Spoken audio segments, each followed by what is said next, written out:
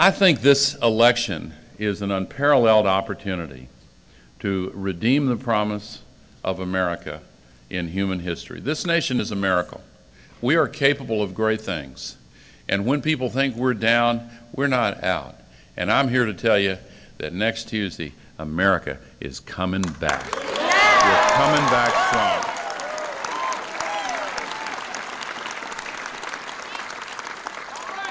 Now listen, there's a very clear choice between change and more of the same. And you've heard this, but I want you to think freshly about it just for a moment.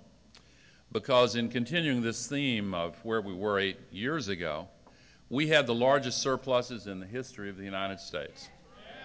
We had a strong economy that was growing, and we had a dedicated team of men and women who were working hard every day to try to solve the problems that need constant attention. We were at peace. America was respected throughout the world. And now look at the contrast. Instead of the biggest surpluses in history, they've mounted up what's now predicted to be a single-year budget deficit of $1 trillion next year. It's unimaginable.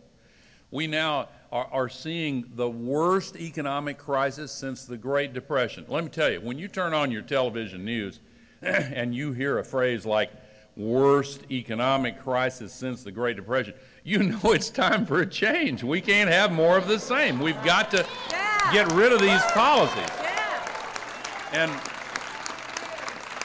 I'm not going to say anything bad about John McCain here, but I will point out what Barack Obama has pointed out, that even though he's done some things that have earned our respect, nevertheless, John McCain has voted with George W. Bush 95% of the time, and he still cannot point out a single economic policy where he differs from George W. Bush. Hey, if you like what's going on, if you want to take these policies and have them for another 4 years, as I said in Denver, hey, I'm for recycling, but that's ridiculous.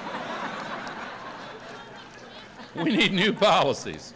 We need to go back to putting people first. We need to go back to building the economy from the bottom up. When the policies changed on January 20th, 2001, that's when this started. I know I was the first one laid off. Just at noon on January 20th. I'm telling you. So we really do need a change.